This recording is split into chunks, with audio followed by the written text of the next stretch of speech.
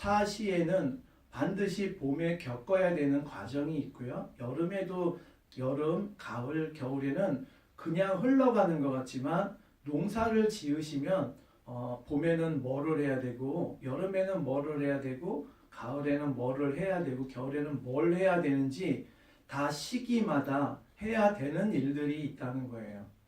그러니까 이렇게 그 시기마다 해야 되는 일도 있고 시기마다 겪어야 되는 경험도 있고 그 경험이라는 것이 추나추동이라는 사계절에서 우리가 그 경험을 통해서 한 살을 먹는 거예요. 또 다음 또 한 살은 또 다른 우리가 늘 같은 날이라고 하지만 늘 같은 날은 단 하루도 없다는 거예요. 오늘이랑 내일이랑 똑같은 것 같은데 우리가 집에서 똑같지 않다라는 거는 집에서 이제 화초나 이런 거 길러보시면 크잖아요. 요즘에 반려견 많이 키우시죠? 반려견 털도 많이 자라잖아요. 절대로 오늘과 같은 내일은 없어요. 오늘은 오늘로서 끝이에요. 내가 오늘 성실하게 살았던 아니면 그냥 아무 의미 없이 살았던 오늘 하루는 그냥 흘러가게 되는 거예요. 그러면 흘러가면 오늘 내가 정말 열심히 최선을 다했던 사람들은 그게 경험이 되는 거고요. 내일 또 오겠지라고 하는 사람들은 내일 겪어야 되는 경험을 겪게 되는 거예요. 그래서 우리가 추나추동이라는 사계절이 우리에게 주는 의미는 큰데 우리가 그것을 그냥 내년에도 또 봄은 오겠지.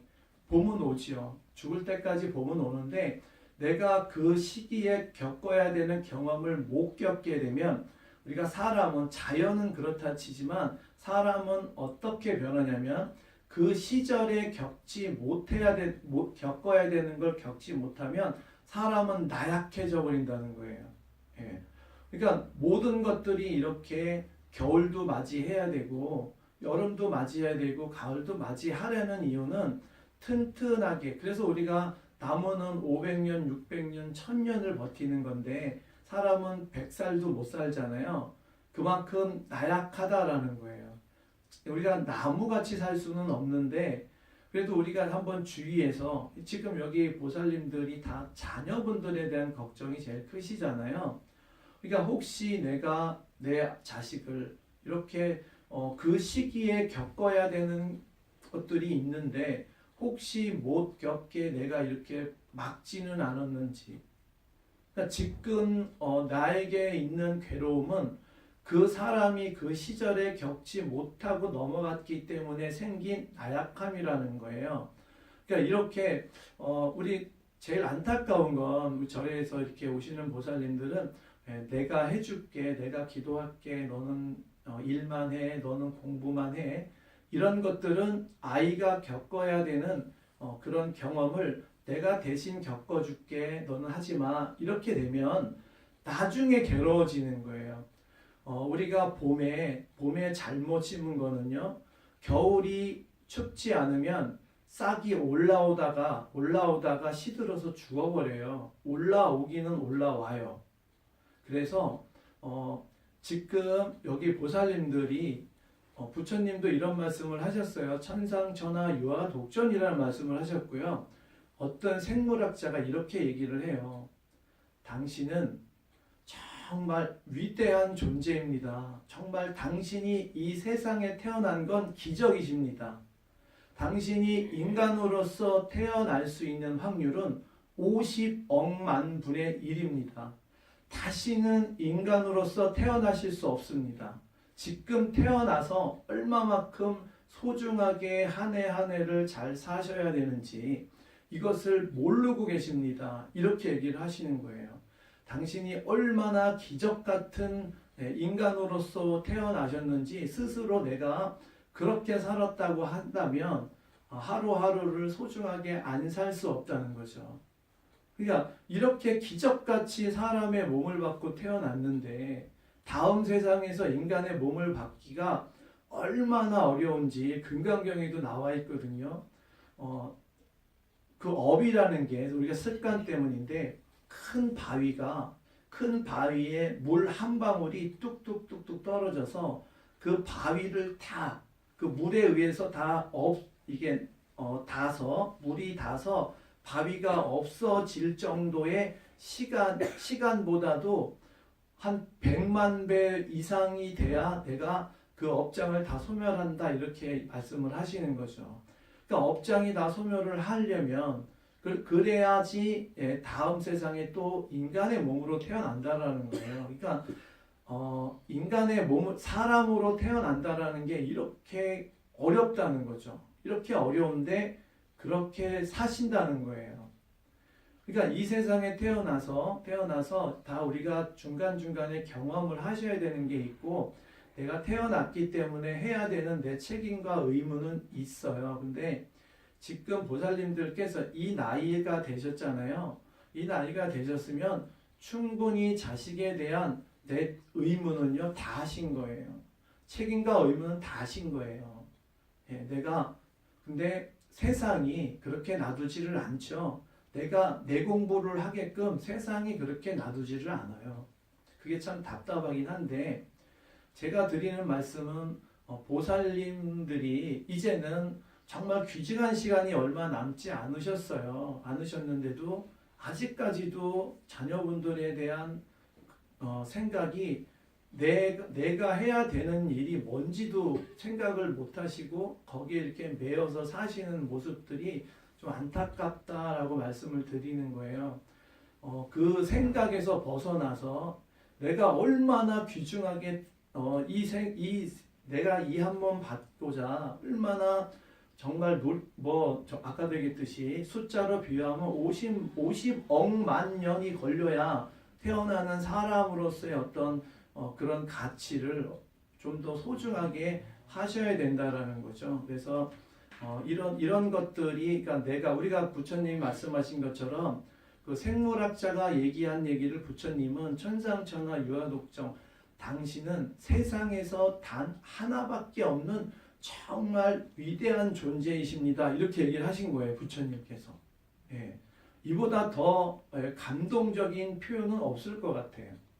어떤 분들은 천상천하 유아독전이라는 말씀을 부처님이 내가 세상에서 가장 위대한 존재다 라고 말씀하셨다라는 분도 계셔요. 저는 그렇게 생각하진 않고요. 모든 하나하나의 개인적인 존재는 세상에 단 하나밖에 없는 존재라는 거예요. 근데 이렇게 세상에 단 하나밖에 없는 존재인 나를 이 세상에 태어나서 내가 어떻게 살아가야 되는지 어떤 마음가짐을 가지고 살아가야 되는지 우리가 이것을 잘 파악하지 못한다라는 거죠. 그래서 이렇게 그것도 너무나 당연한 게 우리가 세상을 살아보면 아까도 말씀드렸듯이 이렇게 말씀을 드리면 그렇지 않다. 세상은 그렇지 않다라고 또 말씀을 하시는데 모든 건 다 내가 만드는 거예요. 아까 우리 보살님이 이런 얘기를 또 하시더라고요. 자기들이 좋아하는 건 다 하면서 절에 오자면 시간 없다고 그러고 다 알아요. 우리는 다 경험해 보셨어요. 이 말에 대해서 어떤 분도 부정하지 않으세요? 내가 절이 너무 재밌으면 오지 말라고 해도 싸우고도 와요. 근데 재미가 없는 거예요. 재미가 다 아시면서 싸우기 싫으니까 그래 바쁜 일이 있나 보다 하고 체념하시는 거잖아요. 왜 모르겠어요. 다 아시지. 왜냐면 그걸 다 경험해 보고 오셨기 때문에 다 아시는 거예요. 이렇듯 우리가 이제 그렇다고 해서 막 싸우면서 또 데리고 오면 말이 안 되는 거거든요. 그러니까 우리가 그런 모습들을 보여주는 거예요. 절에서 배워서 절에 하루 갔다 오니까 우리 엄마가 너무 밝아졌다. 우리 엄마가 좀 달라졌다라는 거를 말로써 사람을 움직이는 게 아니고 행동으로서 보여줘야 된다. 이제 이런 말씀을 부처님이 하신 거죠. 사람을 앞에다 두고 뭐 좋은 말을 하면 좋겠지만 그게 또 사람의 감정이라는 게 있기 때문에 쉽지 않잖아요. 봄, 여름이라는 건 우리가 만물이 싹이 올라오는 시기가 봄, 여름인데 사람도 똑같아요. 사람이 막 성장하는 시기를 봄, 여름 시기라고 보면 봄, 여름에 우리가 좋은 말을 해주면 아이가 꿈을 키우게 되고요. 가을, 겨울에 사람들한테 좋은 얘기를 해주면 그 사람이 능력을 발휘를 하는 거예요. 사람이나 자연이나 하나도 틀린 게 없어요. 그러니까 우리가 어린 아이는 항상 커가야 되잖아요. 모든 잡초는 꽃을 피워야 되죠. 꽃이 피우려면 성장해야 되잖아요. 커야지 꽃을 피우죠.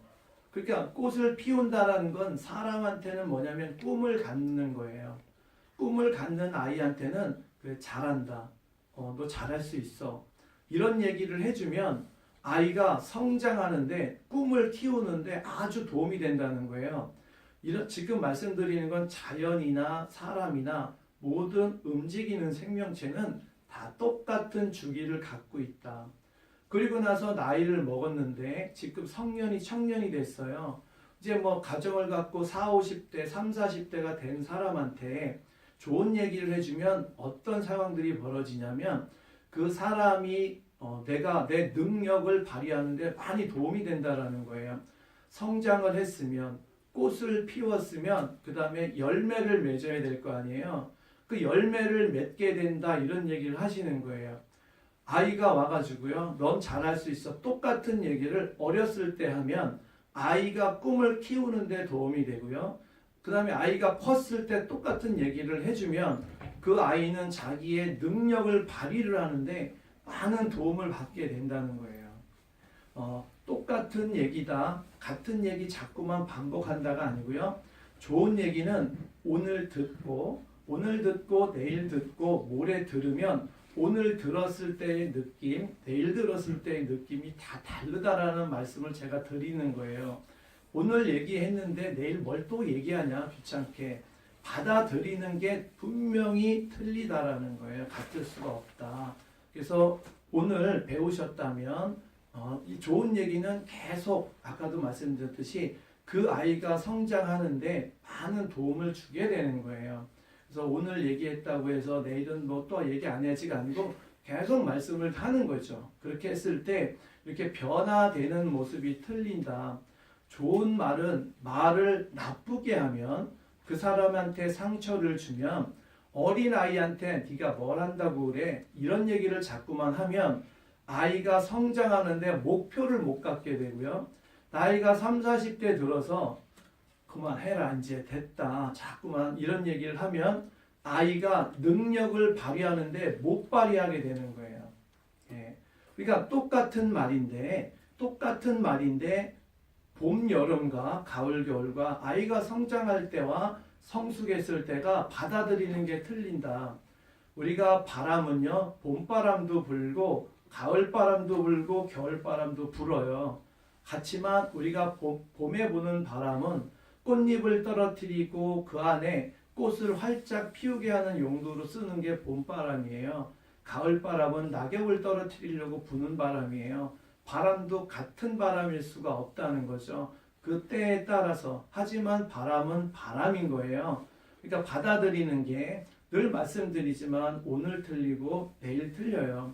오늘 말씀을 했다고 해서 이제는 안 해야지가 아니고 또 한 번 이렇게 얘기를 하시면 분명히 받아들이는 시기라는 게 있다는 거예요. 그래서 어떤 때는 엄마 듣기 싫어 그만 좀 해. 이렇게 얘기를 하면 우리 보살님들은 상처를 입으셔가지고요. 다음부터 말을 안 꺼내시는데 좋은 말은 또 꺼내시면 이번에 듣기 싫어 이렇게 했던 것도 며칠 지나면 그게 확 와닿는다는 거예요. 예, 이게 사람을 변화시키는 거라는 거죠.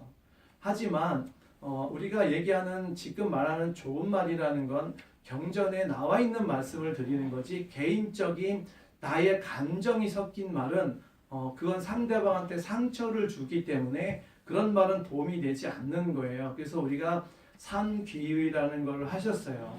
부처님 가르침에 따르겠습니다. 부처님 말씀에 따르겠습니다. 이런 말씀을 드렸는데 우리는 부처님의 법을 그것을 기본으로서 누구한테 전달해야 된다라는 거예요. 내 감정으로 전달하는 게 아니고 우리가 부처님 법을 내가 공부를 해서 그걸 전달을 하는데 그 법은 진리이기 때문에 시기에 따라서 다르게 느껴지고 다르게 받아들여진다는 거예요. 오늘 이렇게 관음제일 날 같이 동참해 주셔서 감사합니다. 네, 건강하십시오.